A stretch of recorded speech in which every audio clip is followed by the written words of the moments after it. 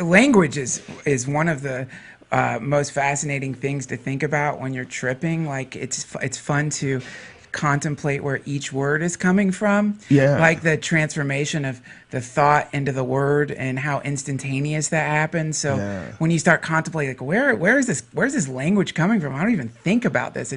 It just happens. And for the longest time, people have always been aware that one of the big things that keeps people from really directly communicating with everybody is the language barrier. Yes. I mean, that's why the myth of the Tower of Babel existed. That was like a plan to give us all different languages so we could never fucking figure out how to communicate with each other. Yeah.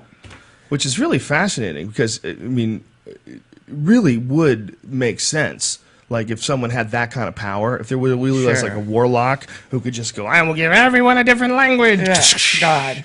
You know, I mean, that would be a good move. If you really could do that, I mean, if it was that easy to be the architect of reality, that would be a good move. You don't want them to rally up. We'll have them all live in these little spots and give them fucking languages and shit. No one understands what the other one's saying. You know what I would say? If I went over to God's house, like if there's a lot of gods living in the same neighborhood and they all have these little aquarium earths that they're fucking with. None of them wore If I went over to a fucking the God's house that did that, I'd be like, you're a dick, man. Why don't you just let them speak the same language and have fun? Why do you consistently fuck with these people?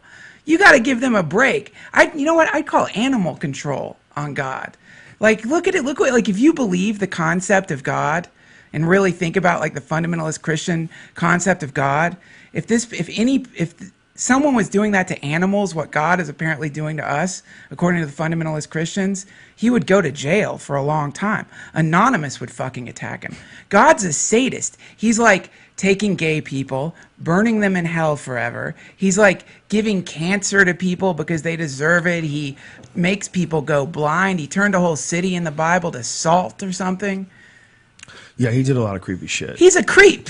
There's no other way around it. There's no other way around it. There's better ways to deal with people. But you don't understand, Duncan. The Lord has a plan, and although to you and your mind, you believe you have it all figured out, and that you're smarter than the Lord, and I say that's not possible, Duncan. You're a mocker. You're a mocker. I can remember this.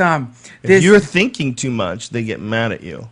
Well, you can't have questions. That's not what you shouldn't use your mind for that. You got to let God be. Scripture says. That's right. Scripture says, as it does. He who walketh with me walketh with the Lord. Yeah. They'll say shit like that and you go, what does that even mean? Yep.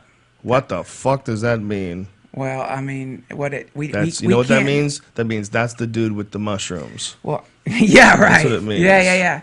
That's the sad thing is there's a great book called, it's by Abraham Maslow, and it's called Religious Values and Peak Experiences. And it talks about a theory of how religion happens and the progression of information as it goes from being someone who's really happy to it being a priest class that's controlling people.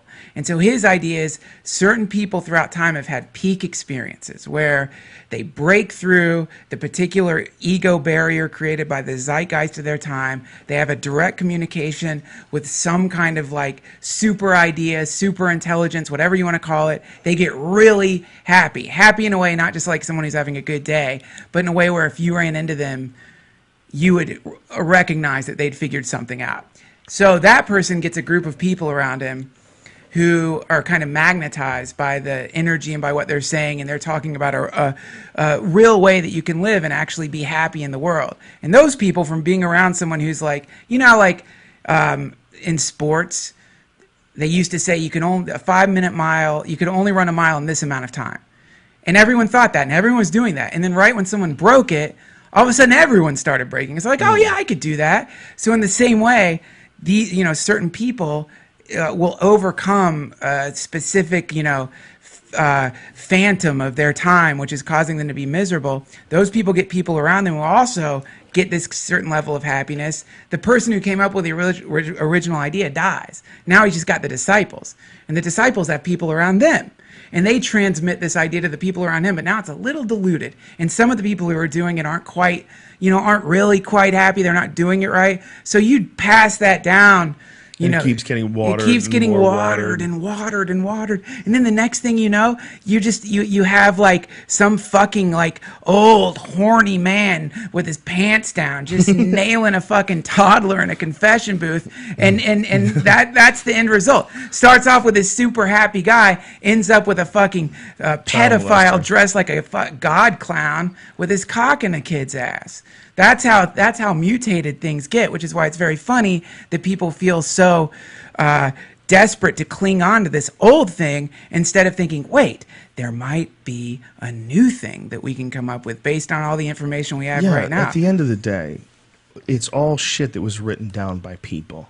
At the end of the day. Yeah. And why would we ever think that the people who lived thousands of years ago had it right? Okay? Why? Why would you want to believe that? There might be information there that we could use and could help us, but the most important thing is to know what we know now. Yes. Know what we know now, and let's figure this fucking thing out together. That's right. Following any crazy shit, anything, I don't care what it is, Judaism, Christianity, Muslim, what do you want to be? What do you want to be? I want to be a Hare Krishna. It's all the same. It's all something that someone put together. What the message behind it, who knows if it's right? Who knows if it's wrong? Who knows if there really is an actual man in the fucking clouds in the biblical sense? Who the fuck knows? I mean, it doesn't seem likely to me based on what I've experienced in my life, but...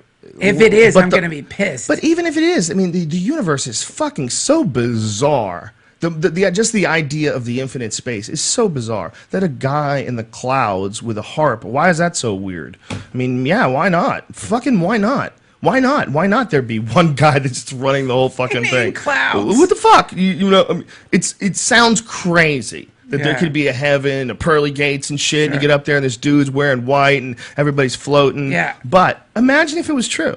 Imagine if you got up. I wouldn't. That is not to me nearly as shocking. Heaven is not nearly as shocking as the universe itself. Well.